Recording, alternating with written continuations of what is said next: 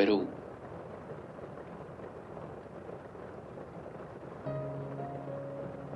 사람들은 외로움에서 벗어나기 위해서 친구를 만나고 데이트를 하고 결혼을 하고 각종 모임과 행사에 참석합니다. 잠들기 전 불 꺼진 방에서 휴대전화로 SNS를 들여다보며 어떻게든 다른 사람과 연결되려 합니다. 혼자 있는 것을 견딜 수 없어서 제대로 알지 못하는 상대와 충동적으로 관계를 맺고 쉽게 후회합니다. 심지어 혼자가 되는 것을 피하기 위해서 원치 않는 관계마저 계속해서 유지합니다. 이 세상에 나 혼자인 것 같은 기분, 나 빼고 즐거워 보이는 사람들을 보며 느끼는 소외감, 아무에게도 사랑받지 못할 것이라는 불안감, 이 세상에 내 편이 아무도 없다는 절망감, 혼자서 늙어가는 인생에 대한 공포. 외로움이란 이토록 견디기 힘든 것입니다. 사람들 틈에서 바쁘게 살다가도 어느 순간 문득 찾아오는 외로움은 우리를 우울하게 합니다. 고도로 개인주의화된 현대사회에서 수많은 조직과 집단들은 인간적인 친밀함이 아닌 개인의 이익을 중심으로 구성되어 있기 때문입니다. 이 같은 세상에서 사람들은 쉽게 만나고 쉽게 헤어지는 관계를 반복합니다. 외로움은 누구나 경험하는 보편적인 감정입니다. 여기 한 연구가 있습니다. 연구팀은 3명의 참가자를 선발했습니다. 그리고 그중 2사람에게 가상의 공놀이를 하도록 지시했습니다. 2사람이 함께 공놀이를 하는 동안 연구팀은 공놀이에서 배제된 나머지 1사람의 뇌파를 관찰했습니다. 그 결과 소외된 참가자의 뇌에서 신체적 고통과 연관된 부분이 활성화되는 것을 확인하였습니다. 또 다른 연구에서는 사회적 고립은 출혈을 동반한 외상의 충격과 유사하여 마취제로 고통을 진정시키는 것이 가능하다는 결과를 확인할 수 있었습니다. 또한 외로운 사람들은 질병에 취약하고 일찍 사망한다는 통계 자료도 있습니다. 이처럼 사람들로부터의 고립은 우리에게 커다란 괴로움을 가져다 줍니다. 외로움은 어째서 이렇게 고통스러운 걸까요? 이 질문의 답을 찾기 위해서는 문명이 발달하기 이전에 원시 시대로 돌아가야 합니다. 아주 오래전 인간이 수렵과 채집을 통해 생활했을 때 인류는 수많은 위험에 노출되어 있었습니다. 동물을 사냥할 때, 다른 부족과 전쟁을 벌일 때, 사나운 짐승으로부터 습격당할 때, 인간은 시시각각 불안에 떨며 목숨을 건 투쟁을 해야만 했습니다. 이처럼 강한 자만이 살아남는 적자 생존의 시대에서는 머릿수가 많은 쪽이 절대적으로 생존에 유리했습니다. 따라서 무리를 이루는 것은 생존 확률을 높이는 효과적인 전략이었습니다. 그리하여 인간은 살아남기 위해 다른 사람들과 팀을 짜고 조직을 이루고 국가를 형성하며 기나긴 역사를 이뤄왔습니다. 이러한 생존 본능은 우리의 유전자에 깊이 새겨져 긴 세월이 지난 지금까지 이어져 오고 있습니다.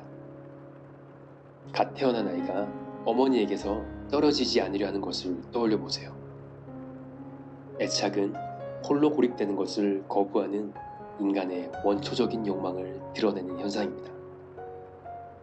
이처럼 타인과 관계를 맺고자 하는 것은 인간에게 내재된 가장 근본적인 욕망입니다. 친구를 만들고 연애를 하고 결혼을 하고 모임에 가입하는 것, 즉 내 편을 늘리려는 모든 행동은 외로움에서 벗어나기 위한 시도로 볼 수 있습니다. 우리는 무리로부터 소외될 때 커다란 불안과 두려움을 느끼기 때문입니다. 그래서 사람은 혼자서 외롭기보다는 비록 불편하더라도 무리에 포함되는 쪽을 선택합니다. 그것이 조금이라도 혼자인 것보다는 안심이 되기 때문입니다. 하지만 사람들은 중요한 사실 한 가지를 잊고 있습니다. 그것은 바로 우리는 결코 외로움으로부터 벗어날 수 없다는 것입니다. 그것은 너무나 당연한 사실입니다. 인간은 홀로 태어나서 홀로 살아가다 홀로 세상을 떠나는 존재이기 때문입니다. 예외는 없습니다. 단순히 혼자이기 때문에 외로운 것은 아닙니다. 주변에 아무리 많은 사람들이 있어도 근본적인 소외를 떨쳐낼 수는 없습니다. 외로움은 혼자 있을 때보다 사람들 속에 있을 때 더욱 뚜렷하게 드러납니다. 생각해 보세요. 연애를 해도 외롭습니다. 결혼을 해서 가족을 이루어도 외롭습니다. 학교나 직장에서 사람들과 웃고 떠들며 오랜 친구처럼 대화하지만 일과를 마치고 나서는 언제 그랬냐는 듯 남이 되어버립니다. 주변에 사람들이 있느냐 없느냐 하는 것은 사실 중요한 것이 아닙니다. 다른 사람들 틈에서 외로운지 또는 혼자서 외로운지에 따른 차이에 불과합니다. 외로움은 독립된 개체인 인간이 짊어져야 할 숙명입니다. 그 누구도 벗어날 수 없습니다. 아이도 어른도 남자도 여자도 모두 고독합니다. 평범한 사람도 유명한 연예인이나 운동선수도 성공한 사업가도 많은 재산을 가진 부자도 모두 고독합니다. 이 세상에 어느 누구도 외롭지 않은 사람은 없습니다. 따라서 어떻게 하면 외로움에서 벗어날 수 있을까라는 질문은 잘못된 질문입니다. 우리는 외로움에서 벗어날 수 없기 때문입니다. 올바른 질문은 바로 이것입니다.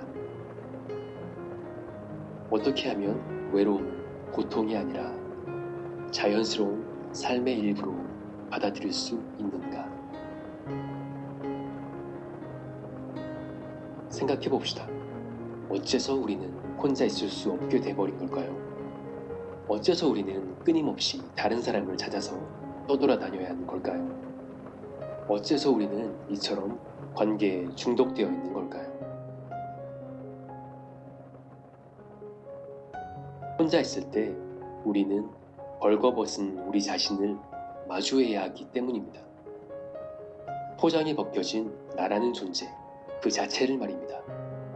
무의미하고 권태로우며 한없이 공허한 우리의 삶을 말입니다.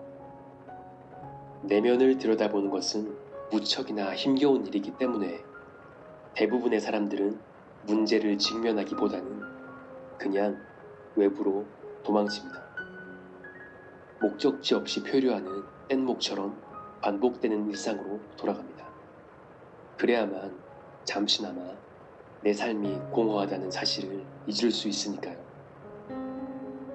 그리하여 텅 빈 내면을 온갖 것들로 채우려고 합니다.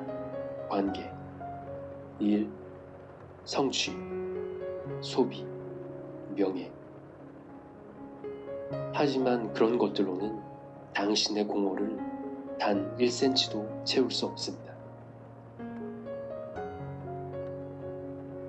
하루에 30분만이라도 의도적으로 홀로 머물러 보길 바랍니다. 군중으로부터 벗어나 방 안에 불을 끄고 고요한 방에서 여러분 자신을 살펴보세요. 가만히 앉아 있어도 좋고 편히 누워 있어도 좋습니다. 그렇게 홀로 머물면서 당신의 마음을 가만히 들여다보세요.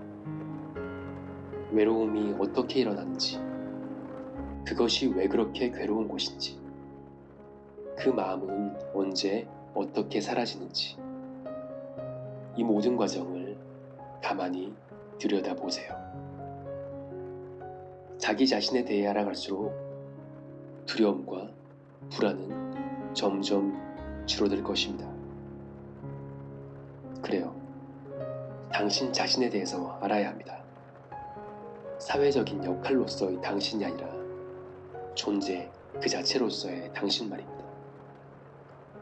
그러다 보면 마침내 깨닫게 될 것입니다. 당신이 찾고 있던 것은 수많은 사람들로 북적이는 바깥 세상에 있는 것이 아니라 당신의 외로움을 일시적으로 잊게 해줄 일이나 관계 속에 있는 것이 아니라 바로 당신의 내면에 있다는 것을 일상에 치여 바쁘게 살아오느라 발견하지 못했을 뿐 그것은 처음부터 당신의 안에 이미 존재했습니다. 그것은 예전에도 있었고 지금도 있으며 앞으로도 있을 것입니다.